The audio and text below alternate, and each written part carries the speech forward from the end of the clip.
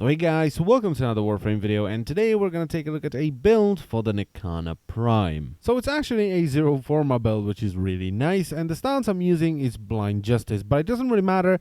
You can use Decisive Judgment or Tranquil Cleave because they all have AV polarity, and they will give you 10 additional mod capacity when you slot them in.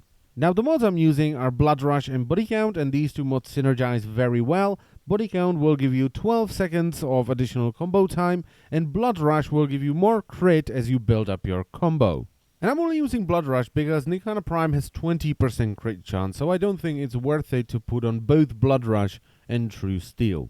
Now, since you can do some pretty serious damage with this build, I'm using an unranked Life Strike, and I really don't think it's worth it to push the rank higher and make your channeling more expensive, because as I've said, you're gonna do enough damage to get most of your health back with just one channeling swing. And since we are building for crit, we're also gonna add Organ Shatter to get some crit damage. Now, to utilize the crit damage even more, we're gonna use Berserker and get some attack speed.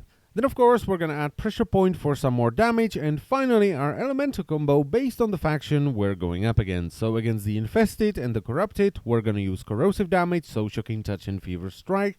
Against the Grenier, we're gonna use Radiation, so Shocking Touch and Molten Impact. And against the Corpus, we're gonna use Magnetic damage, so Shocking Touch and North Wind. Now, if you know me, you know that Dragon Nikana was my favorite melee weapon, and that is now Nikana Prime. This weapon is just way too much damn fun.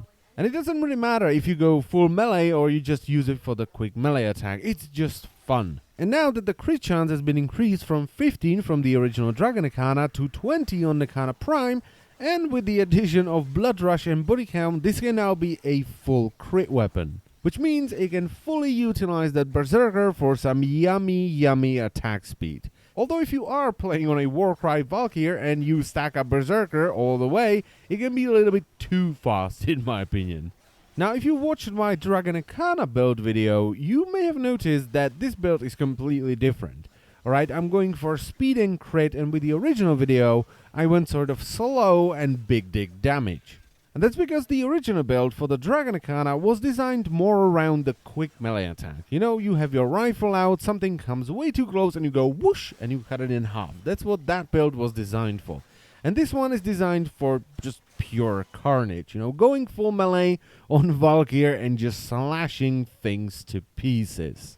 Now, there are always two sides to Blood Rush builds, alright? The good one and the bad one. The good one is obviously, once you build up your combo, you will crit all the time, you will have all the attack speed you need from Berserker, and it's awesome.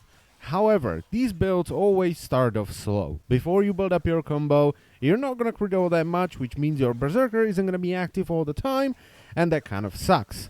And also, if you get unlucky and you don't get any enemies for a while, it doesn't matter if you have a 500 combo, that combo will just drop and you have to build it up again. But apart from, you know, getting unlucky and not getting enough enemies to sustain your combo, it's all in your own hands. If you're smart, you're never gonna let your combo drop, which means you're gonna do ludicrous amounts of damage. And I like that an awful lot. Now, do you know what the best thing about the Nikanas is?